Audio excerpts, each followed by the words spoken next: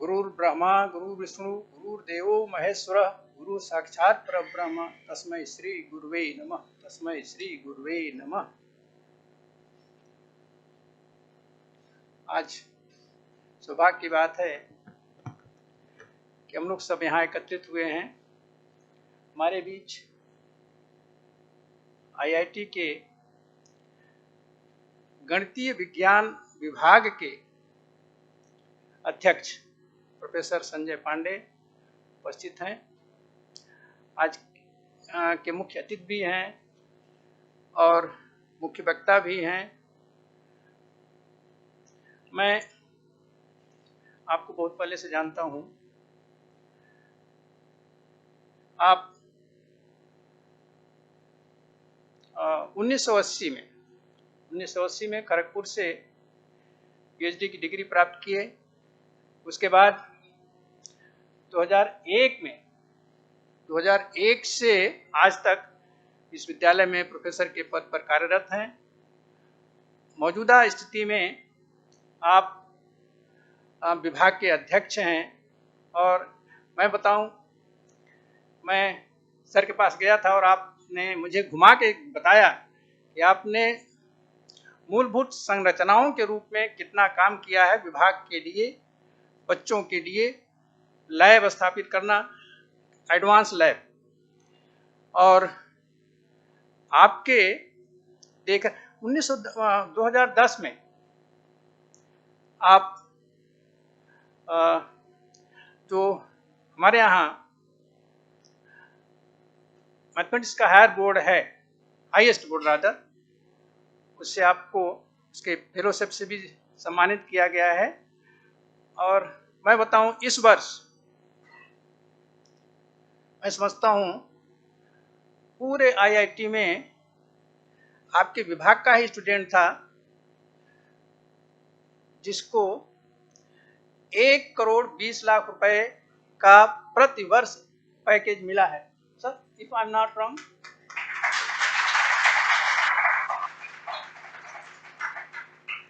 आप समझ सकते हैं आप लोगों का प्रयास कितना उत्कृष्ट है कि आज की डेट में आपके स्टूडेंट को 10 लाख रुपए प्रति माह की सैलरी पर उसका अपॉइंटमेंट हो रहा है। और मैं बताऊं, यही नहीं, एक जो कंप्यूटर की लहर चली थी, उस लहर में आज की डेट में जो स्टैटिस्टिकल डेटा है उसका बहुत अधिक महत्व है।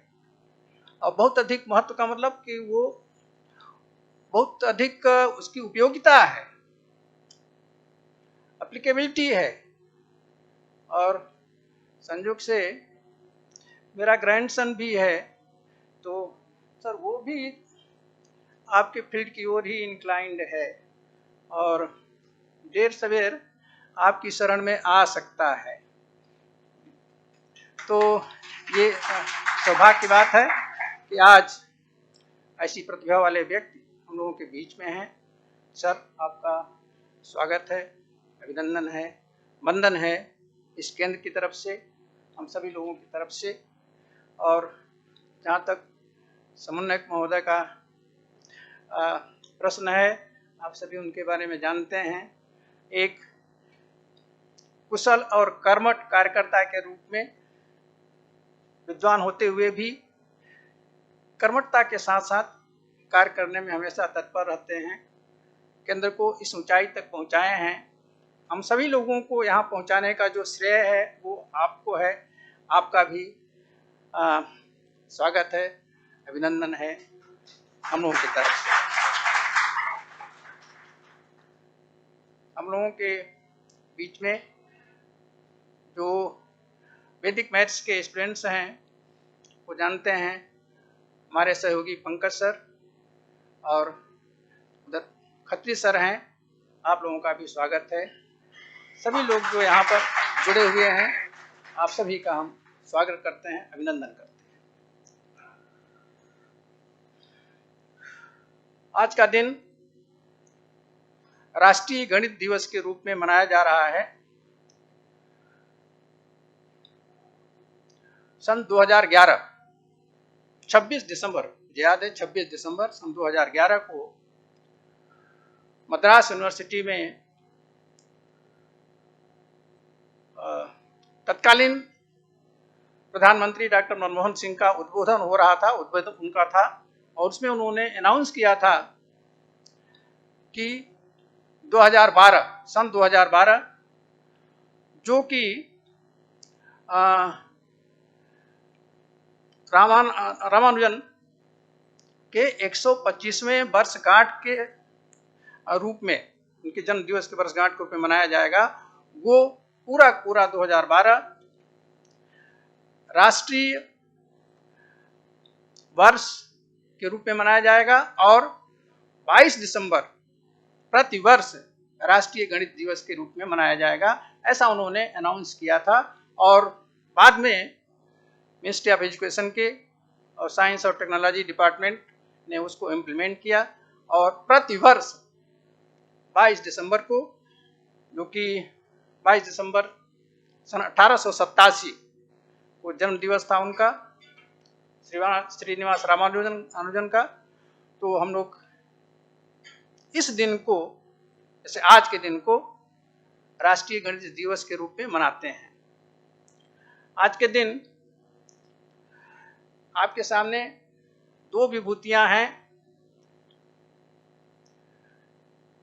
श्रीनिवास रामानुजन, भारती कृष्ण तीर्थ जी महाराज, और हम लोग एक विभूति को और इसमें सम्मिलित नहीं कर पाए हैं, वो हैं मौजूदा गोवर्धन पीठ के शंकराचार्य स्वामी निश्चलानंद सरस्वती जी, जो कि आज की डेट में गणित में बहुत अधिक काम कर रहे हैं।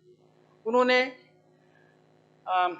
वैदिक गणित पर 24 पुस्तकें लिखी हैं, 24, और उसमें एक उनका जो महानतम ग्रंथ है वो है गणित दर्शन।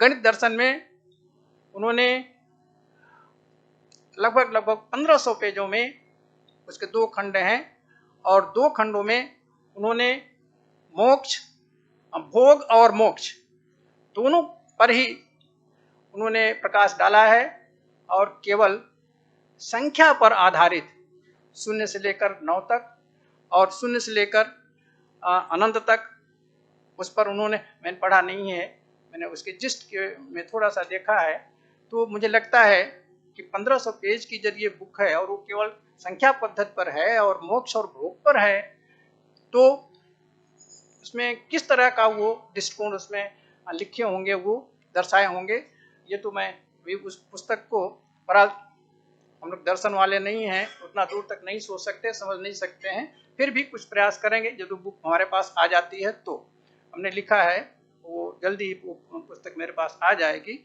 इसके साथ ही साथ उन्होंने और भी तमाम पुस्तकें लिखी हैं। एक पुस्तक लिखी उन्होंने सूत्रानुशीलनम, यह है गणित सूत्रम। गणित सूत्रम में तमाम, इसमें आज की डेट में जैसे भारती कृष्ण जी महाराज की बुक है, तो तमाम लोग प्रश्न उठाते हैं कि 16 सूत्र और 13 उपसूत्र हैं, तो ये सूत्र वेदों में नहीं मिलते हैं, लेकिन स्वामी निश्चलानंद जी ने यह दर्शाया है कि 16 ही नहीं बल्कि 67 सूत्र, ये सब के सब हमारे वेदों में हैं। कहाँ हैं ये भी उन्होंने दिखाया है। तो वो बुक भी हम लोगों के पास अभी लाइब्रेरी में नहीं है, जल्दी ही हो जाएगी, हम लोग प्रयत्नशील हैं। तो इस तरह से इनका जो योगदान है वो बहुत ही महत्वपूर्ण है। दोनों विभूतियां सामने हैं। दोनों के साथ विडंबना ये थी कि जब श्रीनिवास रामानुजन 1917 में इंग्लैंड में थे, इनफैक्ट ये मार्च 1914 में इंग्लैंड के लिए रवाना हुए, अप्रैल में पहुंचे, और 1 साल में इन्होंने इंटरनेशनल जर्नल्स में इनके जो गाइड थे GSRD, उनके साथ मिलकर के 9 पेपर पब्लिश किया 14 में ही, और 15 में कुल मिलाकर के 21 पेपर इनकी पब्लिश हो गए।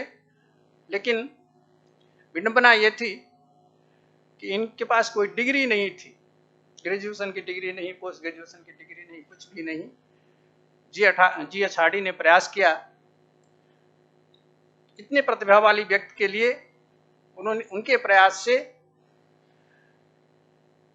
बिना इम्तिहान दिए इंग्लैंड में इन्हें बीए की डिग्री मिली और वहीं पर इन्हें फेलो ऑफ रॉयल सोसाइटी से सम्मानित किया गया।